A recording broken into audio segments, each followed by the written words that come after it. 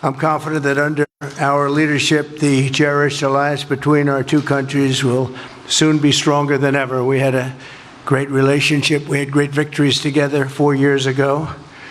Not so many victories over the past 4 years, however. In my first term, Prime Minister and I forged a tremendously successful partnership that brought peace and stability to the Middle East like it hadn't seen in decades. Together we defeated ISIS, we ended the disastrous Iran nuclear deal, one of the worst deals ever made, by the way, and imposed the toughest ever sanctions on the Iranian regime.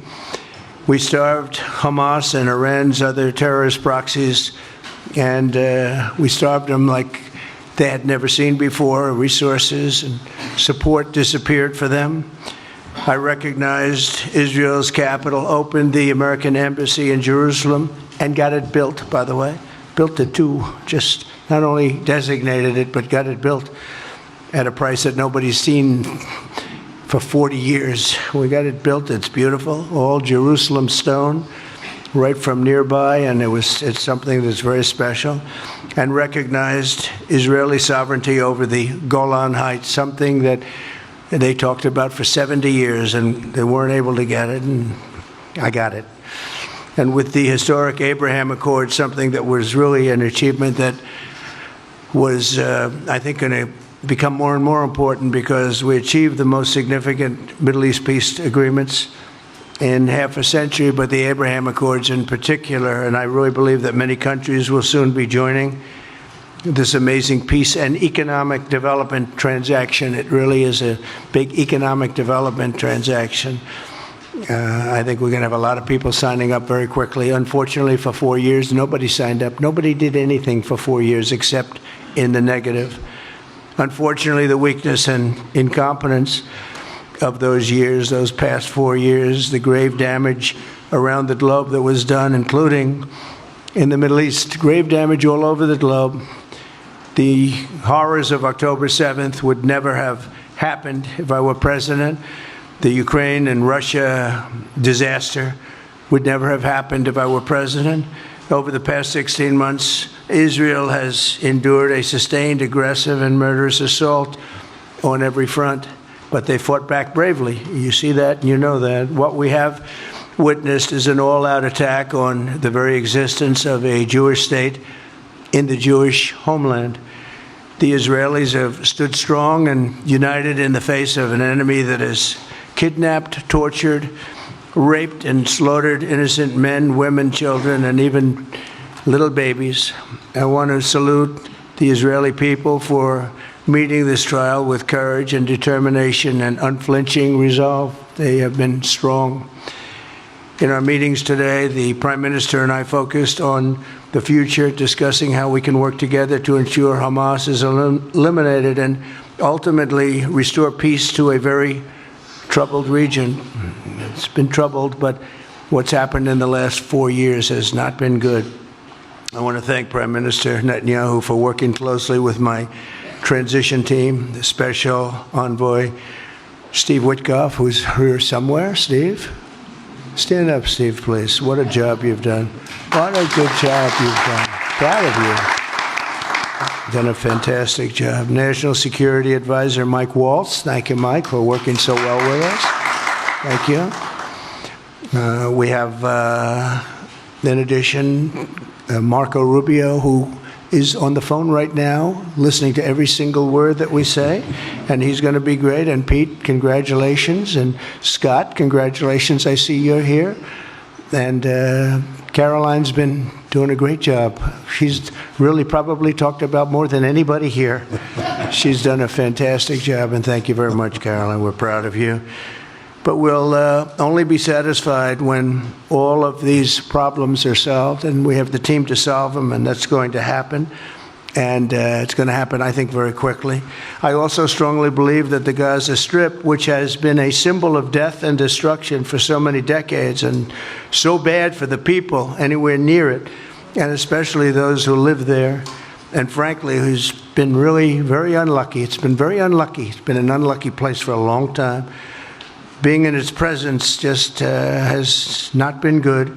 and it should not go through a process of rebuilding and occupation by the same people that have really stood there and fought for it and lived there and died there and lived a miserable existence there.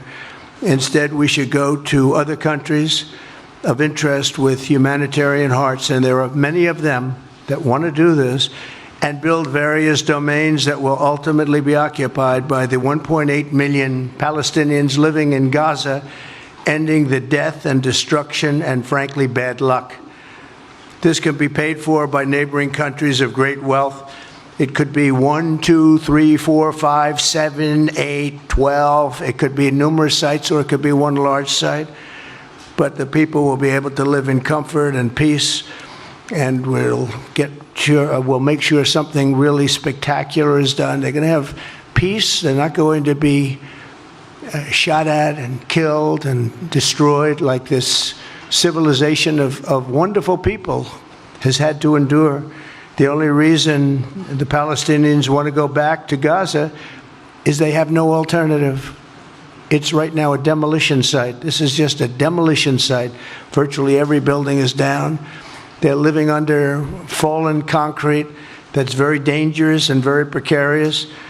They instead can occupy all of a beautiful area with homes and safety, and they can live out their lives in peace and harmony instead of having to go back and do it again. The U.S. will take over the Gaza Strip, and we will do a job with it too.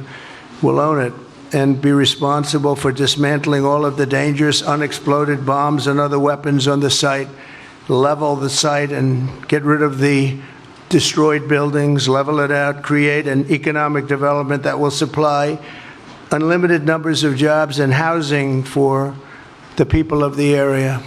Do a real job, do something different. Just can't go back. If you go back, it's going to end up the same way it has for 100 years.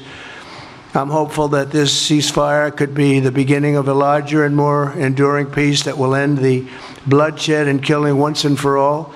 With the same goal in mind, my administration has been moving quickly to restore trust in the alliance and rebuild American strength throughout the region. And we've really done that. We're a respected nation again. A lot's happened in the last couple of weeks. We are actually a very respected nation again. I ended the last administration's de facto arms embargo on over $1 billion in military assistance for Israel. And I'm also pleased to announce that this afternoon, the United States withdrew from the anti-Semitic UN Human Rights Council and ended all of the support for the UN Relief and Works Agency, which funneled money to Hamas and which was very disloyal to humanity. Today, I also took action to restore a maximum pressure policy on the Iranian regime, and we will once again enforce the most aggressive possible sanctions, drive Iranian oil exports to zero, and diminish the regime's capacity to fund terror throughout the region and throughout the world. We had no threat when I left office. Iran was not able to sell oil. Nobody was buying oil because I said, don't buy it. If you buy it, you're not doing any business with the United States. And Hamas was not being funded. Hezbollah was not being funded. Nobody was being funded. There would never have been an October 7th. 2 weeks ago, I once again designated the Houthis as a terrorist organization. They're trying to destroy world shipping lanes, and that's not going to happen.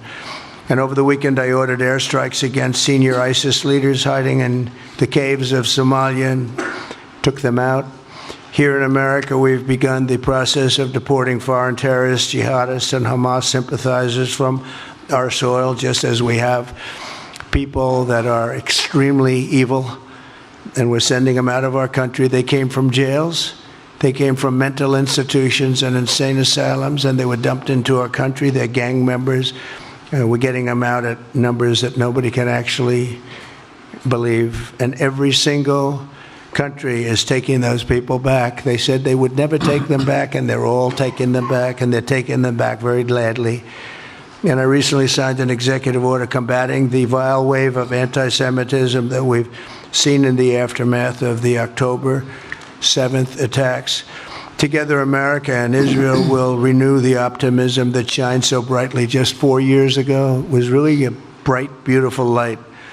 We will restore calm and stability to the region and expand prosperity, opportunity, and hope to our nations and for all people of the Middle East, including the Arab and Muslim nations. Very important. We want the Arab and Muslim nations to have peace and have tranquility and have great lives. I'd like to now invite Prime Minister Netanyahu to say a few words, and we'll take some questions afterwards. Thank you very much. Thank you, Mr. President. I'm honored that you invited me to be the first foreign leader to visit the White House in your second term. This is a testament to your friendship and support for the Jewish state and the Jewish people. I've said this before, I'll say it again. You are the greatest friend Israel has ever had in the White House.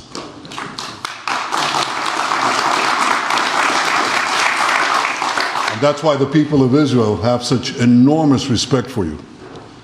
In your first term, you recognized Jerusalem as Israel's capital. You moved the American embassy there. You recognized Israel's sovereignty over the Golan Heights. You withdrew from the disastrous Iran nuclear deal. I remember we spoke about it. You said, this is the worst deal I've ever seen. I'm elected, I'm walking out of it. That's exactly what you did. And I think it speaks loudly for just common sense, just looking at things and seeing them as they are. And of course, you also brokered the groundbreaking Abraham Accords in which Israel made peace with 4 Arab states. We did this in 4 months. Nothing happened for a quarter of a century, but in 4 months, we were able, working together under your leadership, to have 4 historic peace accords. And now in the first days of your second term, you picked up right where you left off. Your leadership helped bring our hostages home, among them American citizens. You freed up munitions that have been withheld from Israel. They had been withheld from Israel in the midst of a 7-front war for our existence. And you just freed it. You ended unjust sanctions against law-abiding Israeli citizens. You boldly confronted the scourge of anti-Semitism. You stopped funding, as you just said, international organizations like UNRWA that support and fund terrorists. And today, you renewed the maximum pressure campaign against Iran. Ladies and gentlemen, all this in just 2 weeks. Can we imagine where we'll be in 4 years? I can. I know you can, Mr. President. For our part, we in Israel have been pretty busy too. Since the horrendous October 7th attack, we've been fighting our common enemies and changing the face of the Middle East. On that infamous day, Hamas monsters savagely murdered 1,200 innocent people, including more than 40 Americans. They beheaded men, they raped women, they burnt babies alive, and they took 251 people hostage to the dungeons of Gaza. And after this worst attack on Jews since the Holocaust, Iran and its henchmen in the Middle East were absolutely ecstatic. Haniya praised the massacre. Sinwar said that Israel was finished. Nasrallah boasted that Israel was, here's what he said, as feeble as a spider's web. Well, Mr. President, Haniya is gone. Sinwar is gone. Nasrallah is gone. We've devastated Hamas. We decimated Hezbollah. We destroyed Assad's remaining armaments. And we crippled Iran's air defenses. And in doing this, we've defeated some of America's worst enemies. We took out terrorists who were wanted for decades for shedding rivers of American blood, including the blood of 241 Marines murdered in Beirut. We accomplished all this with the indomitable spirit of our people and the boundless courage of our soldiers. The Bible says that the people of Israel shall rise like lions, and boy did we rise. Today, the roar of the Lion of Judah is heard loudly throughout the Middle East.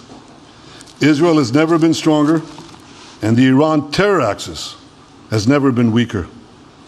But as we discussed, Mr. President, to secure our future and bring peace to our region, we have to finish the job. In Gaza, Israel has 3 goals: destroy Hamas's military and governing capabilities, secure the release of all of our hostages, and ensure that Gaza never again poses a threat to Israel. I believe, Mr. President, that your willingness to puncture conventional thinking that has failed time and time and time again, your willingness to think outside the box with fresh ideas will help us achieve all these goals. And I've seen you do this many times. You cut to the chase. You see things others refuse to see. You say things others refuse to say. And after the jaws drop, people scratch their heads and they say, you know, he's right. And this is the kind of thinking that enabled us to bring the Abraham Accords. This is the kind of thinking that will reshape the Middle East and bring peace. We also see eye to eye on Iran. That's the same Iran that tried to kill us both. They tried to kill you, Mr. President. They tried through their proxies to kill me. And we're both committed to rolling back Iran's aggression in the region and ensuring that Iran never develops a nuclear weapon. Mr. President, ladies and gentlemen, Israel will end the war by winning the war. Israel's victory will be America's victory. We will not only win the war, working together, we will win the peace. With your leadership, Mr. President, and our partnership, I believe that we will forge a brilliant future for our region and bring our great alliance to even greater heights. Thank you. Thank you very much, baby. Very nice. Thank you. And J.D. Vance, everybody. J.D., please, Vice President, stand up. He's been doing a good job. He's been working very hard on all things, but this in particular. We'll take some questions, please. Yes, ma'am. Go ahead, please. Go ahead. Yeah, go ahead. Mr. President, can a normalization deal with Saudi Arabia be achieved without the acknowledgement of a Palestinian state? That question for you too, Mr. Prime Minister. And Mr. President, given what you've said about Gaza, did the U.S. send troops to help secure the security vacuum? So Saudi Arabia is going to be very helpful, and they have been very helpful. They want peace in the Middle East. It's very simple. We know their leader and their leaders very well. They're wonderful people, and they want peace in the Middle East. As far as Gaza is concerned, we'll do what is necessary. If it's necessary, we'll do that. We're going to take over that piece, and we're going to develop it, create thousands and thousands of jobs, and it'll be something that the entire Middle East can be very proud of.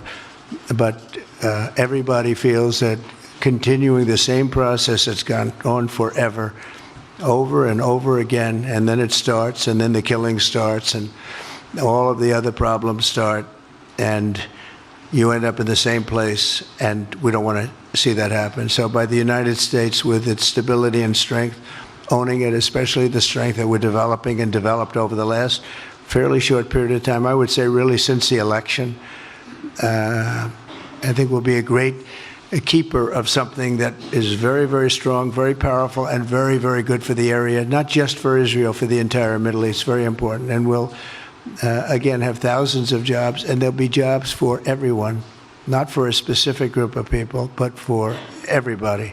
Okay, please. I think peace between Israel and Saudi Arabia is not only feasible, I think it's going to happen. I think if we had another half a year in your first term, it would have already happened. True. Many, many more, I agree, many more nations.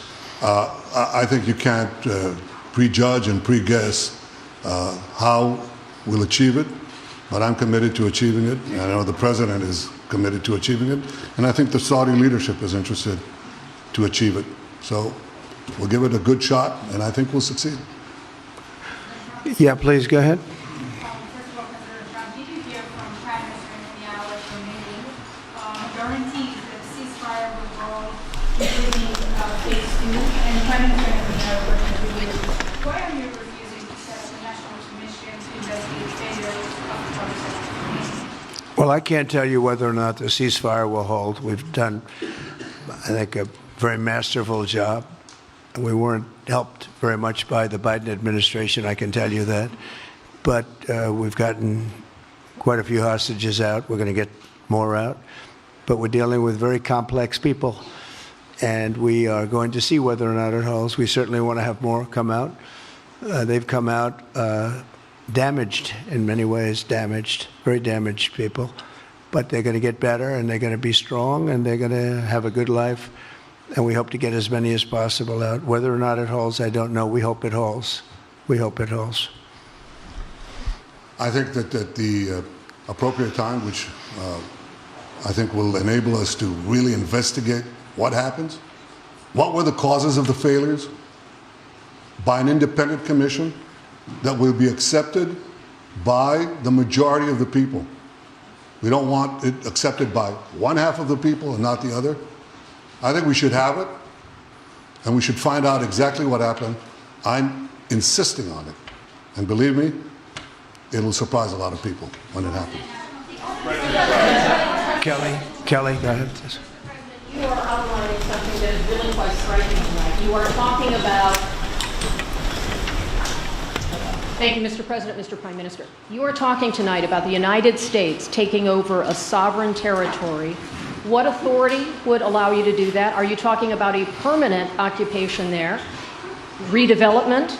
And Mr. Prime Minister, do you see this idea as a way to expand the boundaries of Israel and to have a longer peace, even though the Israeli people know how important that land is to you and your citizens, just as the space is inherited by the Palestinians as well?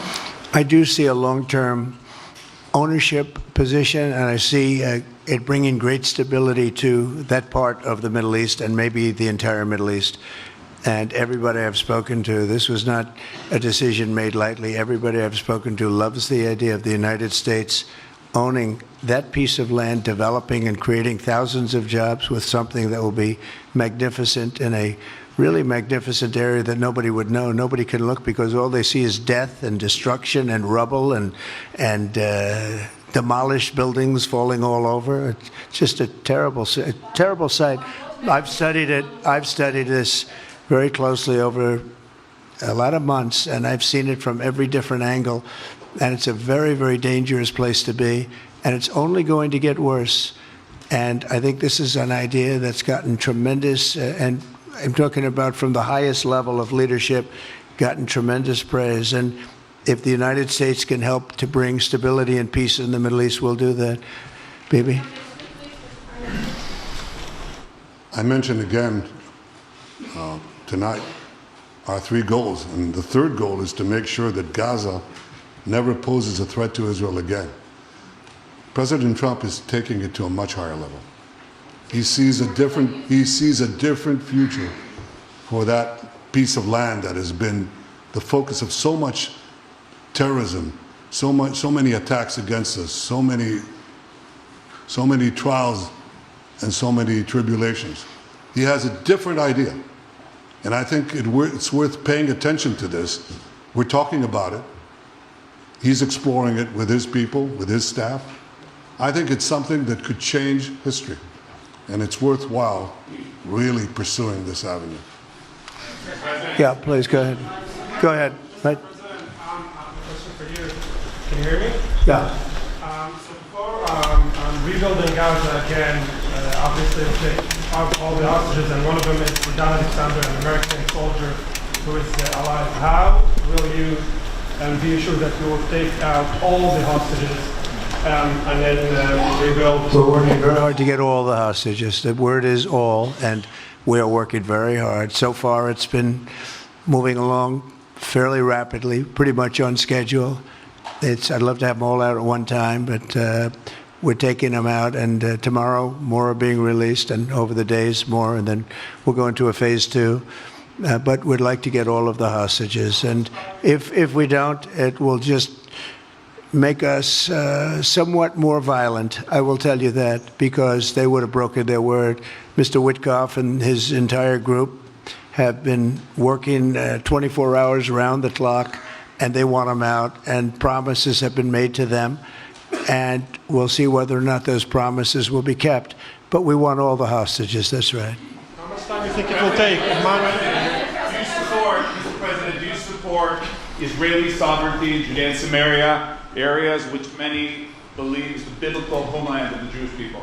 Well, we're discussing that with many of your representatives. You're represented very well, and people do like the idea, but we haven't taken a position on it yet. But we will be we'll be making an announcement probably on that very specific topic over the next 4 weeks. Go ahead, please. Please. Thank you so much, Mr. President. You just said that you think all the Palestinians should be relocated to other countries. Does that mean that you do not support a two-state solution? It doesn't mean anything about a two-state or one state or any other state. It means that we want to have, we want to give people a chance at life. They have never had a chance at life because the Gaza Strip has been a hellhole for people living there. It's been horrible. Hamas has made it so bad, so dangerous, so unfair to people. And by doing what I'm recommending that we do, it's a very strong recommendation, but it is a strong recommendation. By doing that, we think we're going to bring perhaps great peace to long beyond this area. And I have to stress, this is not for Israel. This is for everybody in the Middle East, Arabs, Muslims. This is for everybody. This would be where they can partake in terms of jobs and living and all of the other benefits. And I think it's very important. It just doesn't work the other way. You know, you can't keep trying. They just has been going along for so many decades, you can't even count. You just can't keep doing. You have to learn from history. You can't keep doing the same mistake over and over again. Gaza is a hellhole right now. It was before the bombing started, frankly. And we're going to give people a chance to live in a beautiful community that's safe and secure.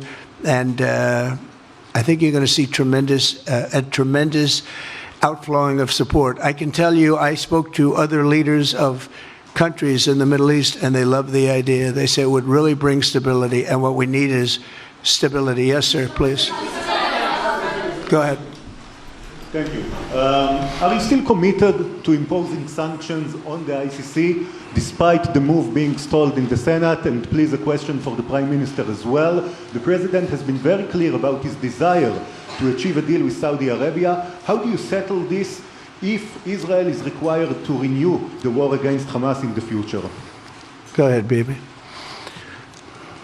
I think everybody understands that just as the President fought and defeated Al-Qaeda and ISIS, that we can't leave Hamas there because Hamas will continue the battle to destroy Israel. They'll do, you know, when in this temporary ceasefire, one of their leaders comes out, you know what he says?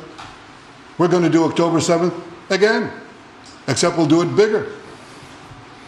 So obviously, you can't talk about peace neither with Hamas or in the Middle East if this, toxic, murderous organization is left standing. Any more than you could make peace in Europe after World War II if the Nazi regime was left standing and the Nazi army was left standing. You want a different future? You got to knock out the people who want to destroy you and destroy peace. That's what we're going to do. I think that will also usher in, actually, the peace with Saudi Arabia and with others. And I think there will be others, too. Yes, ma'am. Go ahead. As a high expectation from you. Do you have any plan to change Afghanistan situation? Are you able to recognize Taliban? Because I'm an Afghan journalist, Afghan suffered woman. Any comment about Afghanistan? What's your future plan for Afghan people, especially Afghanistan? I have a little hard time understanding you. Where are you from?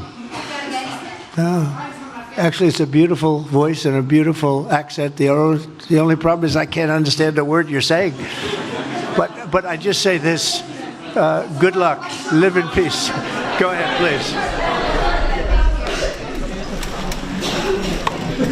That's okay, yeah, please. And Prime Minister, you said earlier today that it was tough for you to implement these sanctions on Iran, but you did indicate that you were willing to negotiate with them. What would that look like, and are you in conversations with them? And the same for the Prime Minister, sir. I hated doing it. I want Iran to be peaceful and successful. I hated doing it. I did it once before, and we brought them down to a level where they were unable to give any money. They had to survive themselves, and they had no money. They were essentially broke, and they had no money for, as I said, Hezbollah. They had no money for Hamas. They had no money for any form of terror. The 28, if you call it, the 28 sites of terror, they had no money for any of it. They had to do their own and focus on their own well-being. And I hated to do it then, and I hate to do it just as much now. And I say this, and I say this to Iran, who's listening very intently. I would love to be able to make a great deal, a deal where you can get on with your lives and you'll do wonderfully. You'll do wonderfully. Incredible people, industrious, beautiful, just an unbelievable group of people in Iran. And I know them well, have many friends from Iran and many friends that are Americans from Iran, and they're very proud of Iran. But I hated to do it, just so you understand. And I hope we're going to be able to do something so that it doesn't end up in a very catastrophic situation. I don't want to see that happen. I really want to see peace, and I hope that we're able to do that. They cannot have a nuclear weapon. It's very simple. I'm not putting restrictions. They cannot have one thing. They cannot have a nuclear weapon. And if I think that they will have a nuclear weapon, despite what I just said, I think that's going to be very unfortunate for them. If, on the other hand, they can convince us that they won't, and I hope they can. It's very easy to do. It's actually very easy to do. I think they're going to have an unbelievable future. Yeah, please, sir, go ahead. Thank you, Mr. President. You just laid out your plan for Gaza. Yes. Can you lay out your plan for Ukraine and also... For Ukraine? For Ukraine, yes. You consider yourself a strong leader. You blamed your predecessor for letting Russia to take over Ukraine. Will you demand from Putin to get out of Ukraine, from sovereign territory of Ukraine? So we're dealing right now in the subject. I don't want to spend a lot of time because we're here for another reason, but we are having very good talks, very constructive talks on Ukraine. And we are talking to the Russians. We're talking to the Ukrainian leadership. It would have never happened. That would have never happened. It should have never happened. I get reports every week, the number of soldiers, mostly soldiers now. The cities have been largely demolished. You talk about a very sad sight to see. We talk Gaza. Well, many of these cities look as bad as Gaza and worse, what's happened to them. And I want to see that end. And I want to see it end for one simple reason, the life of young people being absolutely obliterated on both sides. You probably have 700,000 Ukrainian soldiers dead, 800,000, maybe more Russian soldiers dead. It's very flat land, and the only thing that's going to stop a bullet is a human body. In this case, usually soldiers. And the numbers are staggering when you hear the real numbers in Ukraine, what the numbers are. And this doesn't include the cities that have been demolished and all of the people that were killed. So I want to see it stopped. We're having very good talks, and I think we're going to get it. I think something will be hopefully dramatically, it will rise above everything. You can't let this continue. This is an absolute slaughter that's taking place on the beautiful farmlands of Ukraine, and we have to stop it. We can't let this continue. It is a human tragedy, and we're going to try very hard to stop it. Yeah, please, go ahead, sir. Go ahead. Mr. President, thank you very much. Mr. President, what's your view about Palestinian leader Abbas' role in all the regional changes you want to do?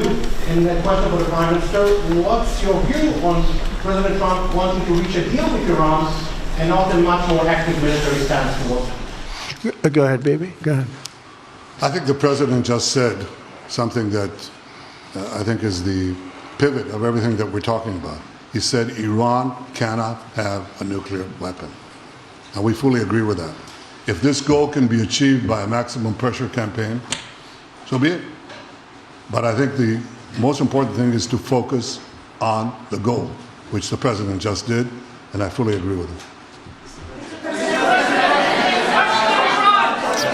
Well, I said it, and he said it very well. It's a campaign of pressure to see if we can get something done. He doesn't want to do what some people think will automatically happen because they're very difficult people to deal with, as you know. But if we could solve this problem without warfare, without all of the things that you've been witnessing over the last number of years, it would be, I think it would be a tremendous thing. Go ahead, please. Do you have any plans to visit Israel soon? To visit where? Israel and Gaza. Oh, well, I love Israel. I will visit there, and I'll visit Gaza, and I'll visit Saudi Arabia, and I'll visit other places all over the Middle East. The Middle East is an incredible place, so vibrant, so it's just one of the really beautiful places, and with great people. And I think a lot of bad leadership has taken place in the Middle East that's allowed this to happen. It's just terrible. And that includes on the American side, by the way. We should have never gone in there a long time ago, spent trillions of dollars and created so much death. So that includes Americans. But yeah, I'll be visiting a lot of different places in the Middle East. I've been invited everywhere, but I will be visiting some, yeah. Okay. Let's go. Caitlin, go ahead. Caitlin. Thank you so much, President Trump. Just Caitlin, to follow go up ahead. on what you were saying there. Say it. Go ahead, please. Just to follow up on what you were saying about the Gazans leaving Gaza, going to other countries. One, where exactly are you suggesting that they should go? And two, are you saying they should return after it's rebuilt? And if not, who do you envision living there? I envision a world, people living there, the world's people. I think you'll make that into an international, unbelievable place. I think the potential in the Gaza Strip is unbelievable. And I think the entire world, representatives from all over the world will be there, and they'll live there. Palestinians also. Palestinians will live there. Many people will live there. But they've tried the other, and they've tried it for decades and decades and decades. It's not going to work. It didn't work. It will never work. And you have to learn from history. History has, you just can't let it keep repeating itself. We have an opportunity to do something that could be phenomenal. And I don't want to be cute. I don't want to be a wise guy, but the Riviera of the Middle East, this could be something that could be so bad. This could be so magnificent. But more importantly than that is the people that have been absolutely destroyed that live there now can live in peace in a much better situation because they're living in hell. And those people will now be able to live in peace. We'll make sure that it's done world class. It'll be wonderful for the people. Palestinians mostly we're talking about. And I have a feeling that despite them saying no, I have a feeling that the king in Jordan and that the general president, but that the general in Egypt will open their hearts and will give us the kind of land that we need to get this done. And people can live in harmony and in peace. Thank you all very much. Thank you. Thank you very much. Thank you.